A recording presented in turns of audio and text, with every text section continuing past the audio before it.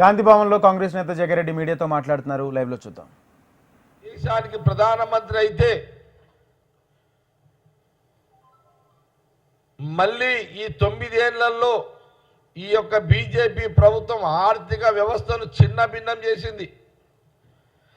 ఆర్థిక వ్యవస్థను చిన్నభిన్నం చేసింది. విచిత్రం ఏంటంటే యూపీఏ అంటే స్వాతంత్రం ఆనాటి నెహ్రూ కాలం నుంచి ప్రధానమంత్రి నుంచి తీసుకుంటే నెహ్రూ గారు ప్రధానమంత్రి నుంచి తీసుకుంటే మన్మోహన్ సింగ్ గారు ప్రధానమంత్రిగా దిగిపోయేంత వరకు అరే మీ పైల వాళ్ళు కూడా ఉండాలా ఇలా ప్రధానమంత్రి మన్మోహన్ సింగ్ గారు దిగిపోయేంత వరకు మన దేశంలో అప్పులు ఎంత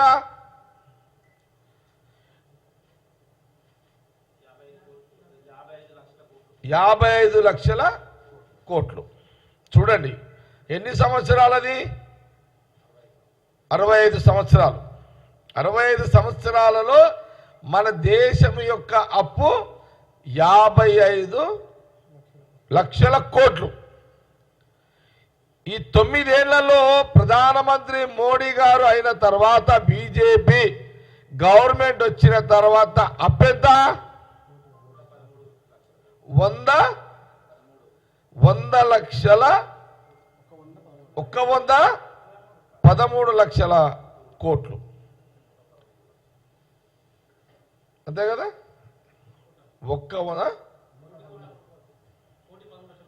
అదే కోటి 13 లక్షల కోట్లు. అంతే కదా? ఓకే, ఎంత తేడా ఉంది చెప్పండి ఒకసారి. 65 ఏళ్ళ లెక్క ఎక్కడా? 9 ఏళ్లలో డబుల్ ఇంజన్ అంటే అదేనా? అప్పులు పెంచే దాంట్లో బీజేపీ ప్రభుత్వం డబుల్ ఇంజనా? ఇంత అన్యాయం అండి ఇది. ఈ అప్పంతా ఎవరు? దేశ ప్రజల మీదనే కదా పడేది. ఈ 65 ఏళ్ళ ఈ అప్పులో ఒక ఎత్తు అయితే 9 ఏళ్ళ అప్పు ఇంతనా?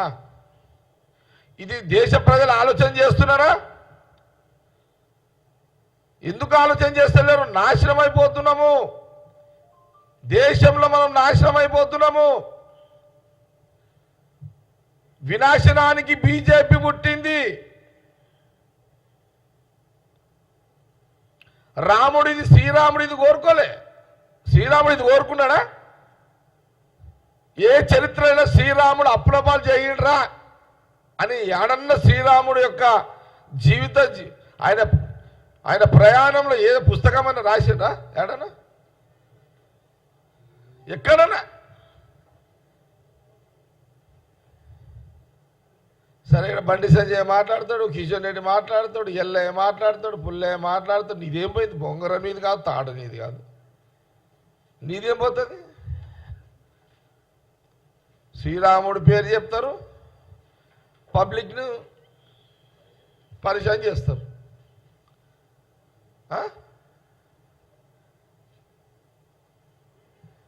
అసలు శ్రీరాముడిని బీజేపీ వాళ్ళే మొక్కుతారు, అసలు దేశ ప్రజలు మొక్కరు. ఇది నేనేమంటున్నంటే తెలంగాణ ప్రజలు ఆలోచన చేయండి. మీరు వాళ్ళకంటే 10 కావాలంట సీట్లు. ఎందుకు రానైనా ఇంకా అప్పులు చేయనికేనా? ఇప్పటికే రోడ్ల మీద ఉన్నారు. ప్రజలకు అర్థమైతలేదు. తెలంగాణ ప్రజలకు కూడా ఏమి ఎక్కలేదు, బుర్రకి ఎక్కలేదు. ఎప్పుడు ఎక్కుతుంది? ఎక్కే లోపల అంత ఉన్నదంతా నాశమైనకి ఎక్కి లాభం లేదు కదా. నేనేమంటున్నంటే ఇది ఆలోచించేయండి. అందుకే నేను కాంగ్రెస్ పార్టీ ఏమంటుంది, అప్పులు చేసే ప్రధానమంత్రి కాదు, అప్పులు లేకుండా మంచి పరిపాలన అందియాలి. అలాంటి అర్హత, ఆ తెలివి, ఆ ఆలోచన, ఆ ఐడియాలజికల్, ఆ జ్ఞానము ఇది రాహుల్ గాంధీ గారికే ఉన్నది. అందుకే రాహుల్ గాంధీ గారు ఒకసారి నడుచుకుంటా ప్రజల మధ్యలో తిరగాలని భారత్ జోడో యాత్ర బయలుదేరాడు.